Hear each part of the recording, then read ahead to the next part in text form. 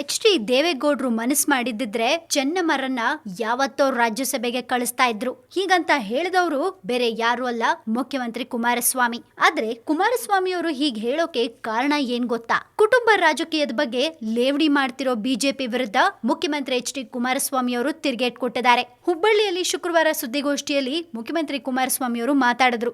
BJP ಮತ್ತೆ ಪ್ರಧಾನಿ ನರೇಂದ್ರ ಮೋದಿ ಅವರ ವಿರುದ್ಧ ವಾಗ್ದಾಳಿ ನಡೆಸಿದ್ರು.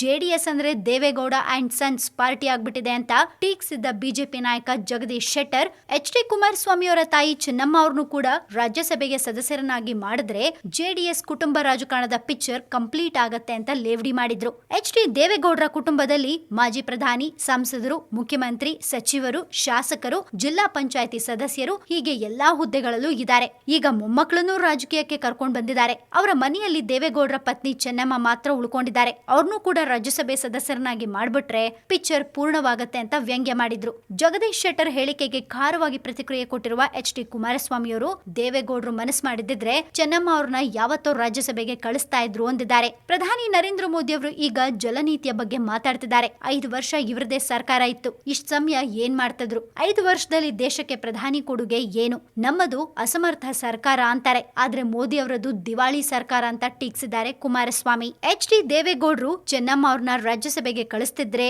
ಅನ್ನೋ ಒಂದು ಬಿಜೆಪಿ ಶಾಸಕ ಜಗದೀಶ್ ಶೆಟ್ಟರ್ ಅವರ ಹೇಳಿಕೆಗೆ ಎಚ್.ಡಿ. ಕುಮಾರಸ್ವಾಮಿ ಅವರು ಪ್ರತಿಕ್ರಿಯಿಸಿದ್ದು, ಶೆಟ್ಟರ್ ನಮ್ಮ ತಾಯಿ ಚೆನ್ನಮ್ಮ ಅವರ ಹೆಸರನ್ನ ಪ್ರಸ್ತಾಪ ಮಾಡಿದ್ದಾರೆ. 80 ವರ್ಷದ ತಾಯಿಯನ್ನ ರಾಜಕೀಯ ವಿಚಾರಕ್ಕೆ ಎಳೆತಂದಿದ್ದಾರೆ. ಮನಸ್ಸು ಮಾಡಿದ್ರೆ ಎಚ್.ಡಿ. ದೇವೇಗೌಡರು ಯಾವತ್ತೋ ರಾಜ್ಯಸಭೆಗೆ ಅಮ್ಮನನ್ನ ಸದಸ್ಯರನ್ನಾಗಿ ಕಳಿಸ್ತಿದ್ರು ಅಂತ ಕುಮಾರಸ್ವಾಮಿ ಅವರು ಕುಟುಕಿದ್ದಾರೆ. ಸಮ್ಮಿಶ್ರ ಸರ್ಕಾರ ಬೀಳುತ್ತೆ ಅಂತ ಇಷ್ಟು ದಿನಗಳಿಂದ ರಾಜ್ಯ ನಾಯಕರು ಗಡುವನ್ನ ಕೊಡ್ತಿದ್ರು. ಈಗ ಪ್ರಧಾನಿ ಅವರೇ ಸರ್ಕಾರಕ್ಕೆ ಗಡುವು ಕೊಡ್ತಿದ್ದಾರೆ. ಅವರೇ ಮೇ 23ನೇ ತಾರೀಕು ಸರ್ಕಾರ ಬೀಳುತ್ತೆ ಅಂತಿದ್ದಾರೆ. 10 ತಿಂಗಳು ಸರಿಯಾಗಿ ಆಡಳಿತ ನಡೆಸೋಕೆ ಬಿಜೆಪಿ ನಾಯಕರು ಬಿಡ್ಲಿಲ್ಲ. ಕಾಂಗ್ರೆಸ್ನ ಶಾಸಕರನ್ನ ಸೆಳ್ಕೊಳ್ಳೋಕೆ ಆಪರೇಷನ್ ಕಮಲ ನಡೆಸೋಕೆ ಪ್ರಯತ್ನ ಮಾಡಿದ್ರು. ಶಾಸಕರ ಖರೀದಿಗೆ ದುಡ್ಡೆಲ್ಲಿಂದ ಬಂತು? ಪ್ರಧಾನಿ ಮೋದಿ ಚಹಾ ಮಾರಿ ತಂದುಕೊಟ್ರ ಅಂತ ಲೇವಡಿ ಮಾಡಿದ್ದಾರೆ. ಇನ್ನು ನಾನು ಉತ್ತರ ಕರ್ನಾಟಕಕ್ಕೆ ದ್ರೋಹ ಮಾಡಿದ್ದೀನಿ ಅಂತ ಪದೇ ಪದೇ ಆರೋಪ ಮಾಡ್ತಿದ್ದಾರೆ. ಅನುದಾನದ ಬಗ್ಗೆ ನಾನು ಚರ್ಚೆಗೆ ಸಿದ್ಧ. ರೈತರ ಸಾಲ ಮನ್ನಾ ಬಗ್ಗೆ ಪ್ರಧಾನಿ ಹೀಯಾಳಿಸ್ತಾರೆ. ಧಾರವಾಡ ಜಿಲ್ಲೆಯೊಂದರಲ್ಲೇ 250 ಕೋಟಿ ರೂಪಾಯಿ ಸಾಲ ಮನ್ನಾ ಮಾಡಲಾಗಿದೆ. ಕಿಸಾನ್ ಸಮ್ಮಾನ್ಗೆ ಪಟ್ಟಿ ಕಳಿಸಿಲ್ಲ ಅಂತ ಆರೋಪಿಸ್ತಾರೆ. ಅವ್ರು ಬೇಕಿದ್ರೆ ನಮ್ಮ ವೆಬ್ಸೈಟ್ ನೋಡ್ಲಿ. ನಾನು ದಾಖಲೆ ಇಲ್ಲದೆ ಪ್ರಧಾನಿಯಂತೆ ಪೊಳ್ಳು ಮಾತಾಡೋದಿಲ್ಲ. ಉತ್ತರ ಕರ್ನಾಟಕಕ್ಕೆ ಬಿಜೆಪಿಯವರು ಮತ್ತೆ ನನ್ನ ಕೊಡುಗೆ ಬಗ್ಗೆ ಚರ್ಚೆಗೆ ಸಿದ್ಧ ಅಂದ್ರು ಕುಮಾರಸ್ವಾಮಿ.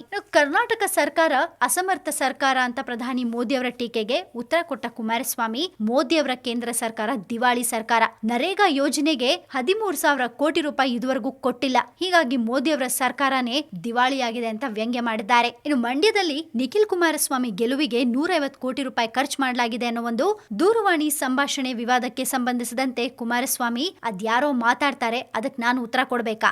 ಆದಾಯ ತೆರಿಗೆ ಇಲಾಖೆಯವರೇನು ದನ ಕಾಯ್ತಿದ್ದಾರಾ? ಮಂಡ್ಯದಲ್ಲಿ ಪ್ರತಿದಿನ ಐಟಿ ದಾಳಿ ನಡೆಸ್ತಿದ್ದಾರೆ. ಇದನ್ನ ಗಮನಿಸೋಕೆ ಆಗೋದಿಲ್ವಾ ಅಂತ ಪ್ರಶ್ನೆ ಮಾಡಿದ್ದಾರೆ ಕುಮಾರಸ್ವಾಮಿ. ಇನ್ನು ಬಾಲಕೋಟ್ ಎಲ್ಲಿದೆ ಅಂತ ಇಲ್ಲಿವರೆಗೆ ಗೊತ್ತಿಲ್ಲ ಅಂತ ಪ್ರಧಾನಿ ಮೋದಿ ತಮ್ಮ ಭಾಷಣದ ವೇಳೆ ಪುಲ್ವಾಮಾ ದಾಳಿಯ ಬಗ್ಗೆ ಹೇಳಿಕೆ ಕೊಟ್ಟಿದ್ದ ಎಚ್.ಡಿ. ಕುಮಾರಸ್ವಾಮಿ ಅವರನ್ನ ವ್ಯಂಗ್ಯ ಮಾಡಿದ್ರು. ಅದಕ್ಕೆ ಟಾಂಗ್ ಕೊಟ್ಟ ಕುಮಾರಸ್ವಾಮಿ, ಪ್ರಧಾನಿ ಪಾಕಿಸ್ತಾನಕ್ಕೆ ಹೋಗಿ ಉಡುಗೊರೆ ಪಡೆದು ಹಬ್ಬ ಆಚರಿಸಿದ್ರು. ನಮ್ಗೆ ಪಾಕ್ ಗಡಿ ಗೊತ್ತಿಲ್ಲ, ಕರ್ನಾಟಕದ ಗಡಿ ಮಾತ್ರ ಗೊತ್ತು. ಪಾಪ ಹಿಂದೆ ಯಾರು ಪಾಕ್ ಗಡಿ ಮುಟ್ಟಿರ್ಲಿಲ್ಲ ಅನ್ನುವಂತೆ ಪ್ರಧಾನಿ ಮಾತಾಡ್ತಾರೆ. ಇಂದಿರಾ ಗಾಂಧಿ ಕಾಲದಲ್ಲಿ ಯುದ್ಧ ಆಗಿರ್ಲಿಲ್ವಾ ಅಂತ ಪ್ರಶ್ನೆ ಮಾಡಿದ್ದಾರೆ. ಇನ್ನು ಪುಲ್ವಾಮಾ ಘಟನೆ ಬಗ್ಗೆ ನನ್ನ ಮೇಲೆ ಆರೋಪ ಮಾಡ್ತಾರೆ. ಒಬ್ಬ ನಿವೃತ್ತ ಸೈನಿಕರು ಹೇಳಿದ್ದಷ್ಟನ್ನೇ ನಾನ್ ಹೇಳಿದ್ದೀನಿ. ಚುನಾವಣೆ ವೇಳೆ ಮೋದಿ ಸರ್ಕಾರ ಪಾಕಿಸ್ತಾನದ ಜೊತೆ ಘರ್ಷಣೆ ಮಾಡುತ್ತೆ ಅಂತ ನಿವೃತ್ತ ಸೈನಿಕರೊಬ್ರು ಹೇಳಿದ್ದನ್ನಷ್ಟೇ ನಾನು ಹೇಳಿದ್ದೆ. ಪುಲ್ವಾಮಾ ದಾಳಿ ಬಗ್ಗೆ ನನಗೇನ್ ಗೊತ್ತು ಅಂತ ಕುಮಾರಸ್ವಾಮಿ ಅವರು ತಮ್ಮ ಹೇಳಿಕೆಗೆ ಸಮರ್ಥನೆಯನ್ನ ಕೊಟ್ಟಿದ್ದಾರೆ.